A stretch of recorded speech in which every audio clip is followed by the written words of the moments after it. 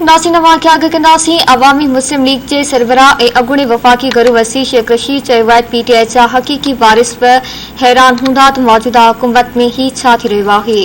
Islamabad high court पायरा media सां ॻाल्हाईंदे शेख रशीद चयो त राणा सनाउल्लाह मुल्क में इंतशार पैदा करे चुको आहे।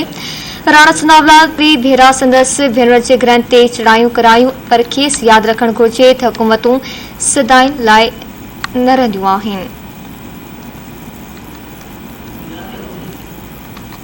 शेख रशीद चयो त जून में महांगाई खिलाफ़ आम रोडन ते हूंदो ऐं ही हुकूमत घर हूंदी। संदसि चवणु हो त पीटीआई जी हुकूमत में कंहिं फर्द खिलाफ़ एफआईआर दाख़िल न कई। ही हुकूमत कंहिं बि रीत नथी हली सघे, चाहे कुझु बि करे।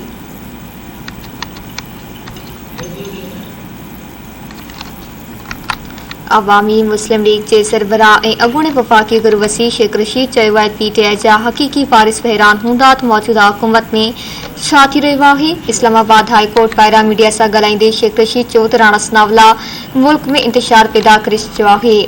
राणा सनाउल्लाह टे भेरा संदसि भेनरनि जे ग्रहण ते चढ़ायूं करायूं, पर खेसि यादि रखणु घुर्जे त हुकूमतूं सदाईं न रहंदियूं आहिनि। शेख रशीद चयो त जून में महांगाई खिलाफ़ आवाम रोडन ते हूंदो ऐं ही हुकूमत घर हूंदी।